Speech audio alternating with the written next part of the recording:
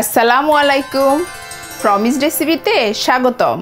ঝড় এলো এলো ঝড়, আম পড়, কাঁচা আম পাকা আম, টক টক মিষ্টি, এই যা এলো বুঝি বৃষ্টি। আমার এই কবিতা শুনে অবশ্যই আপনারা বুঝতে পারছেন আজকের রেসিপিটা কি। আজকের রেসিপিটা টক ঝাল মিষ্টি আমের আচার। এটা রোদে শুকানোর ঝামেলা নেই এবং খুব মজাদার। সম্পূর্ণ আচারটাই হবে চুলায়। আচারের জন্য কি কি লাগছে এক নজর দেখে নেই। আম তো লাগবেই। সিরকা নিয়েছি 1/3 কাপ।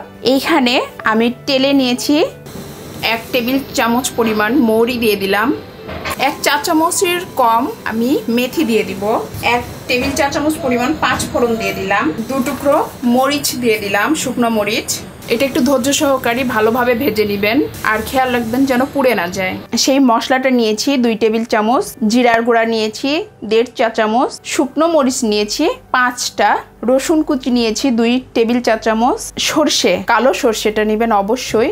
সর্ষের পেস্টটা নিয়েছি আমি 1.5 টেবিল চামচ। চিনি লাগবে 2 কাপ।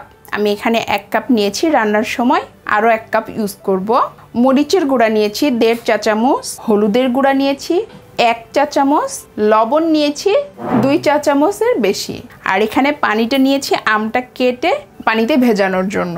তেল নিয়েছি মেজারমেন্ট কাপ দিয়ে মেপে 1.5 কাপ নিব, কারণ আমি 2 কেজি আমের আচার করব।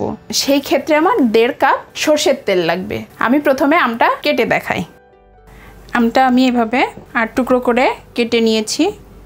বিচির অংশটা এইভাবে ফেলে দিয়ে আমি পানির মধ্যে ডুবিয়ে দিব। খুব ভালোভাবে পরিষ্কার করে নিতে হবে। এটা 15 থেকে 20 মিনিট এইভাবে ডুবিয়ে রাখতে হবে, তাহলে আমের কষগুলো বের হয়ে যাবে। আমি সব আমগুলো কেটে নিয়েছি এবং 20 মিনিট পানিতে ভিজিয়ে রেখে ফ্যানের বাতাসে স্ট্রেনারে ঢেলে শুকিয়ে নিয়েছি। আমের গায়ে যেন 1 ফোঁটাও পানি না থাকে। পানি থাকলে কিন্তু আচারটা নষ্ট হয়ে যাবে। এবার এই আমের গায়ে আমি মরিচ, হলুদ ও লবণ দিয়ে খুব ভালোভাবে মেখে নিব। আমি এখন মরিচের গুঁড়ো, হলুদের গুঁড়ো এবং লবণের গুঁড়োটা দিয়ে মেখে নিই। প্রতিটা আমের গায়ে যেন মরিচের গুঁড়ো এবং হলুদের গুঁড়ো, লবণ সব ভালোভাবে মাখে কচলে ঠিক সেভাবেই মাখতে হবে। আর মরিচ, লবণ, হলুদ যখন মাখবেন আমগুলো কিন্তু শুকনো থাকবে, মনে হবে আস্তে আস্তে একটু ভিজে আসছে, তখন কিন্তু আম থেকে পানি বের হবে। এটা নিয়ে ভয় পাবেন না। পানিও না, মূলত একটু ভেজা ভেজা হবে। অনেক সুন্দরভাবে আমের সঙ্গে মশলাগুলো মিশে গিয়েছে, দেখে নিশ্চয়ই বুঝতে পারছেন আপনারা। এই পর্যায়ে মূল রান্নায় চলে যাব। চুলোটা জ্বালিয়ে নিয়েছি, চুলোয় একটা প্যান দিয়ে দিয়েছি। প্যানে এবার সর্ষের তেলটা দিয়ে দিব 1.5 কাপ পরিমাণ। আমি প্রথমে 1 কাপ দিয়ে দিচ্ছি, আবারও দিয়ে দিলাম 1/2 কাপ পরিমাণ তেল। তেলটা গরম হয়ে আসা পর্যন্ত অপেক্ষা করব। রসুন কুচিগুলো তেলের মাঝে দেওয়ার পরে খুব সাবধানে থাকতে হবে, কালো যেন না হয়ে যায় সেই দিকে লক্ষ্য রাখতে হবে। একটু কালার আসা পর্যন্ত অপেক্ষা করব। কালার আসলে সর্ষে বাটাটা দিয়ে দিব।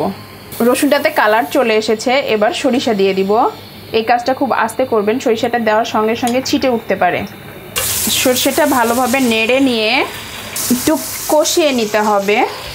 এর মাঝে আমি মরিচ কুচি দিয়ে দিলাম। সরিষা এবং সবগুলো কষানোর পরে আমগুলো একে একের মাঝে দিয়ে দিব। এবার মশলাগুলো আমের গায়ে যেন খুব ভালোভাবে লেগে যায় সেভাবে মিশিয়ে নিতে হবে। এই পর্যায়ে আমি টালা জিরের গুঁড়োটা দিয়ে দিব, দিয়ে আবার একটু মিশিয়ে নিব। আচার করার সময় একটা জিনিস মনে রাখবে, সেটা হলো যখন আচার করবেন ছড়ানো পাত্রে আচার করবেন, তাহলে আচারটা খুব সুন্দরভাবে তৈরি হবে। সব মশলা মিশিয়ে নিয়েছি। এই পর্যায়ে আমি চিনি দিয়ে দিব। চিনিটা একবারে 2 কাপ দেব না, প্রথমে 1 কাপ দেওয়ার পরে চিনিটা যখন গলে আসবে পরবর্তীতে আমি আবারও আরেক কাপ অ্যাড করে দিব। আমি আবারও চিনি দিয়ে দিলাম। চিনি থেকে পানি বের হয়েছে বেশ অনেকটা। এই পর্যায়ে আমি চুলোর জালটা বাড়িয়ে একদম হাই করে দিব। হাই হিটে রান্না করে নিতে হবে, কারণ আচারটা হাই হিটে করলে ভালো হয়। এবার আমি আমটা সেদ্ধ হওয়ার জন্য এবার আমি একটু ঢেকে দিলাম। কিছুক্ষণ পরে আমি ঢাকনাটা উঠিয়ে আবারও আমটাকে ভালো করে নেড়ে চেড়ে দিব। অনেক পানি বের হয়েছে। এই পর্যায়ে আমি আর ঢাকনাটা ইউজ করব না। এই পর্যায়ে এবার সিরকাটা দিয়ে দিব। সিরকাটা দেওয়ার পরে অপেক্ষা করব তেলটা উপরে আসা অবধি। তেল যখন উপরে চলে আসবে তখন বুঝবেন আচারটা হয়ে গিয়েছে।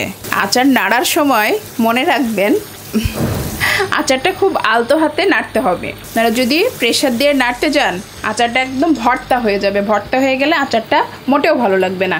এবার সেই আচারের মশলাটা আমি একটু করে ছিটিয়ে ছিটিয়ে টোটাল আচারে দিয়ে দিব। আচারটা রেডি হয়ে গিয়েছে, আমি এবার চুলার জালটা বন্ধ করে দেই। আচারটা ঠান্ডা হওয়া পর্যন্ত অপেক্ষা করব, ঠান্ডা হয়ে গেলে পরে পরিবেশন করে দেখাবো।